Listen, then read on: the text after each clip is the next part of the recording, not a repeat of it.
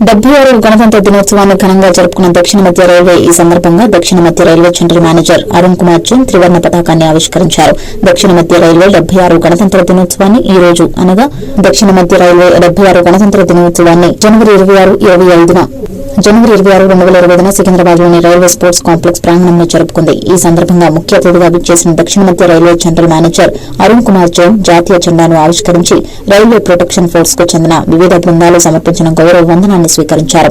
ఈ సందర్భంగా railway protection force, railway protection special force, civil defence మరియు స్కౌట్స్ అండ్ గైడ్స్ బృందాలు మార్చ్ ఫాస్ట్ లో పాల్గొని జనరల్ మేనేజర్ కు గ్రాండ్ సెల్యూట్ ను సమర్పించాయి. ఈ పరేడ్ కు మౌలా అలీ శిక్షణ కేంద్రం ఇన్స్పెక్టర్ శ్రీ రాకేష్ మీనా నాయకత్వం వహించారు.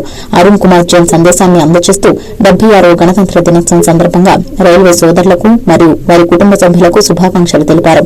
అనంతరం రైల్వే ఉద్యోగులు, రైల్వే పాఠశాల, కళాశాల విద్యార్థులచే దేశభక్తి గీతాలు, నృత్య ప్రదర్శనలు, సాంస్కృతిక కార్యక్రమాలు వెల్లడించాయి. ఆర్పీఎఫ్ డాగ్ స్క్వాడ్ ప్రదర్శించిన వివిధ విన్యాసాలు ప్రేక్షకులను ఆకట్టుకున్నాయి.